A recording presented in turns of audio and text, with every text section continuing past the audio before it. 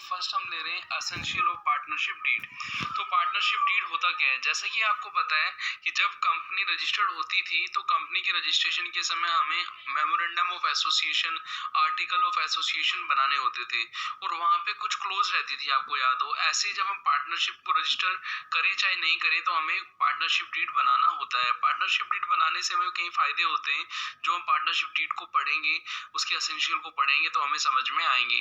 तो partnership deed होता क्या है, ये सेम जैसे कंपनी के अंदर मेमोरेंडम ऑफ एसोसिएशन और आर्टिकल ऑफ एसोसिएशन होते हैं, जहाँ पे हम बात करते थे कि कंपनी का जो नेम क्लोज है, कंपनी का नाम क्या होगा, प्लेस क्लोज कंपनी का एड्रेस क्या होगा, कैपिटल क्लोज की कंपनी की कैपिटल कितनी होगी, इसके अलावा और ऑब्जेक्ट क्लोज कंपनी का ऑब्जेक्ट क्या है, लायबिलिटी क्लोज की कंपनी के जो लिमिटेड लायबिलिटी है क्या है, वो सब चीजें हम वहाँ पे डिस्कस करते थे। सेम ऐसे ही हम पार्टनरशिप के अंदर पार्टनरशिप के बारे में डिस्कस करते हैं। पर यहाँ पे एक चीज आपको समझनी होगी, जैसे कंपनी के अंदर जो मेमोरेंडम ऑफ एसोसिएशन रहता था वो हमारा आउटसाइडर के साथ हमारे रिलेशन को बताता था कि क्या हमारे अधिकार क्षेत्र के बाहर है, अल्ट्रा वाइड्स। और आर्टिकल ऑफ एसोसिएशन जो रहता था वो इनसाइडर के लिए रहता था कि जो कंपनी के अंदर स्टेक होल्डर है उनके रिगार्डिंग हम आर्टिकल ऑफ एसोसिएशन बनाते थे। तो कंपनी के अंदर जो हम बनाते थे वो हम आउटसाइडर और इंटरनल दोनों के लिए बनाते थे। हम पार्टनरशिप की बात करेंगे तो पार्टनरशिप पर हम पार्टनरशिप के पार्टनर्स के लिए बात कर रहे हैं, तो यहाँ पे हम उन चीजों को स्टेप बाय स्टेप डिस्कस करते हैं कि essential of partnership in partnership deed in partnership क्यों है, कि पार्टनरशिप के अंदर पार्टनरशिप डीड बनाना जरूरी क्यों है। तो यहाँ पे हम देखें तो हम डिस्कस कर रहे हैं, जैसे नेम ऑफ द फर्म है कि फर्म का नाम क्या है, नेचर क्या है, लोकेशन क्या है। तो पार्टनरशिप बिजनेस के बारे में हमें नेम पता करना है, नेचर या लोकेशन पता करना है, तो हमें इसी से पता लगेगा। जैसे नेम क्लोज होता था कंपनी के अंदर, ऐसे commencement and duration of partnership क्या रहेगी, amount of capital contributed by each partner की कैपिटल क्लोज जैसे हम बात करते थे कंपनी के अंदर, ऐसे ही यहाँ पे पार्टनर्स के लिए कैपिटल की लिमिट क्या रहेगी, वो क्या कैपिटल लाएंगे। जब पार्टनर्स कैपिटल लाएंगे तो कैपिटल लाने के पीछे उनका कुछ इंटरेस्ट रहता है, जैसे मान लीजिए कि इंटरेस्ट ऑन कैपिटल उनको मिलता है, इसलिए वो बिजनेस के अंदर पैसा लगाते हैं। इसके अलावा जब पार्टनर्स को जरूरत पड़ती है तो उसके लिए वो विड्रॉन भी करते हैं, वो ड्रॉइंग्स भी करते हैं। तो यहाँ पे हम कैपिटल की भी बात करेंगे, इंटरेस्ट ऑन कैपिटल की भी बात करेंगे, ड्रॉइंग्स की भी बात करेंगे। तो the rate of interest to be allowed to each partner on his capital कितना होगा, है ना। और यदि पार्टनर्स ने पार्टनरशिप से कोई लोन लिया है, ठीक है ना, तो उस पर रेट ऑफ इंटरेस्ट क्या होगा, मतलब कैपिटल पे भी रेट ऑफ इंटरेस्ट क्या होगा, लोन पर भी क्या होगा, ड्रॉइंग है तो उस पर क्या हम चार्ज लगाएंगे। इसी तरीके से जो अपना नेक्स्ट पॉइंट है वो है डिस्पोजल ऑफ प्रॉफिट की, जो प्रॉफिट्स का एप्रोप्रिएशन रहेगा, प्रॉफिट को हम किस रेशियो में डिवाइड करेंगे। पार्टनर्स जो ड्रॉइंग्स करेंगे, ड्रॉइंग्स का क्या टाइम लिमिट रहेगा, पार्टनर्स को सैलरी मिलेगी या फिर नहीं मिलेगी। जो पार्टनर्स रहेंगे उसमें आपके एक्टिव पार्टनर और स्लीपिंग पार्टनर होते हैं, तो पार्टनर्स में एनी वेरिएशन है राइट्स और ड्यूटीज का, वो भी हम इसमें डिसाइड करेंगे। क्या मेथड रहेगा गुडविल की कैलकुलेशन का, गुडविल कब कैलकुलेट करते हैं, जब कोई पार्टनर रिटायर होता है या फिर उसकी डेथ होती है तब गुडविल का कैलकुलेशन करते हैं। तो उस समय हम देखते हैं कि गुडविल का वैल्यूएशन कैसे होगा। तो हम बात करेंगे कुल मिला के कि पार्टनरशिप को अच्छे से रन करने के लिए हम जो रूल्स रेगुलेशन बनाते हैं उन सबको हम पार्टनरशिप डीड में लिखते हैं। यदि वो रूल्स रेगुलेशन हमारे बने हुए हैं तो कहीं ना कहीं वो हमें फायदा करेंगे, तो इसलिए पार्टनरशिप हमारे लिए पार्टनरशिप में बहुत जरूरी है। इसके अलावा और भी चीजें हैं, जैसे रिटायरमेंट के टाइम में पेमेंट मेथड क्या रहता है ना, डिटर्मिनेशन ऑफ अमाउंट कोई ड्यू है, कोई आपका डिसीज्ड पार्टनर है, इसकी डेथ हो गई है, उसका एग्जीक्यूटर है, ठीक है ना, तो उसको हम पैसा किस तरीके से पे करेंगे, उसका मेथड्स क्या होगा। कोई पार्टनर इंसॉल्वेंट हो जाता है, इंसॉल्वेंसी के केस में हम उस लॉस को कैसे ट्रीट करेंगे, तो डिस्प्यूट के केस में हम डिस्प्यूट को कैसे सोल्व करेंगे, अकाउंट्स बनाएंगे तो उनका ऑडिट कैसे होगा, पार्टनरशिप डीड बनाया तो उसको स्टैम्प भी करना होगा। तो इन सब चीजों को हम पार्टनरशिप डीड के अंदर पढ़ते हैं और ये सब चीजें पार्टनरशिप की अच्छी वर्किंग के लिए बहुत जरूरी है। तो हमने एसेंशियल ऑफ पार्टनरशिप डीड के अंदर हमने ये समझा कि पार्टनरशिप डीड ही है जिसकी हेल्प से हम इंटरनल रूल्स रेगुलेशन बना सकते हैं पार्टनरशिप को इफेक्टिवली रन करने के लिए। अब जो हम क्वेश्चन के सेकंड पार्ट में आते हैं वो क्या, rights and duties of partner in partnership, कि पार्टनर्स के पार्टनरशिप के अंदर क्या राइट्स एंड ड्यूटीज हैं।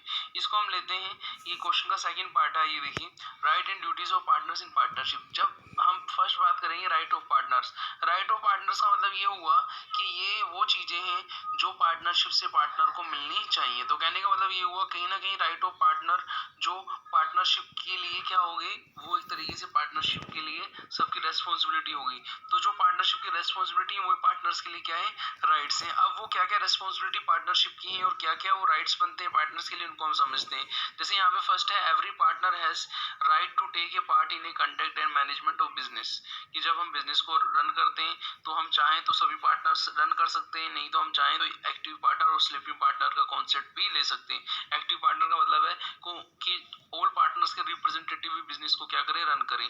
तो यहाँ पे मैं वन बाय वन जो पॉइंट्स पढ़ रहा हूँ ये आपको इजीली समझ आ जाएंगे, मैं इनको रीड करूंगा तुरंत आपको समझ आ जाएंगे। कुछ ऐसा मुझे लगा है कि हाँ कि भाई अलग से कोई चीज बतानी है तो मैं आपको बता दूंगा। Every partner has a right to consult and hear in the all matter affecting the business of the partnership. कि उसे सुनवाई का अधिकार है, जो भी मैटर्स होते हैं पार्टनरशिप से रिलेटेड उसको इन्फॉर्मेशन मिलती रहे। Every partner has a right to free access to the accounts.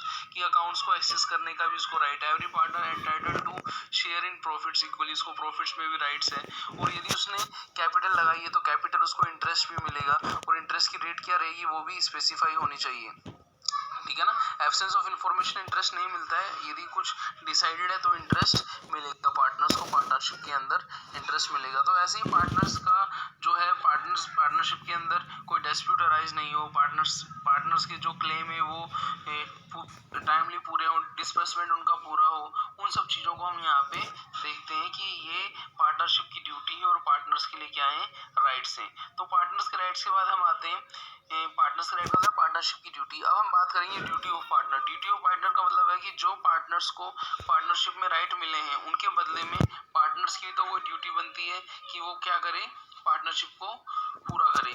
तो ड्यूटीज ऑफ पार्टनर के अंदर क्या क्या देखें तो every partner has bound to diligently carry on the business of the firm। कि ए पार्टनर को अच्छे से बिजनेस को चलाना चाहिए। Every partner must be just and faithful to the other partners. कि वो अदर पार्टनर्स की तरह, जैसे हमने पढ़ा था कि एक्टिव पार्टनर और स्लीपिंग पार्टनर्स जो होते हैं वो सिस्टम क्या रहता है कि कुछ पार्टनर्स के रिप्रेजेंटेटिव पार्टनर जो रहते हैं वो बिजनेस को रन कर सकते हैं। तो अब जो एक्टिव पार्टनर है तो उनकी ड्यूटी है कि वो एवरी पार्टनर को क्या फेथफुल रहे हैं ना other partner. A partner is bound to keep and render the true and proper and correct account of the partnership. की पार्टनरशिप के रिगार्डिंग जो अकाउंट्स हैं उनको ट्रू एंड फेयर व्यू उनका रहना चाहिए। Every partner is bound to indemnify the firm for any loss. यदि कोई लॉस होता है तो वो उसको कैसे फर्म को लॉस से बचाया जा सकता है उसके रिगार्डिंग भी पार्टनर को एफर्ट करने चाहिए। Every partner must not carry on a completing business और nor use the property of the firm for his private use. कि किसी भी पार्टनर को फर्म्स की असेट्स को अपने खुद के यूज में नहीं देना चाहिए। Every partner is bound to share losses and profit equally. ये पार्टनरशिप के अंदर जो प्रॉफिट और लॉस का कोई प्री डिटरमाइंड मेथड नहीं है तो वो इक्वली क्या करेंगे, उसको शेयर करेंगे। A partner bound to act within the scope of authority.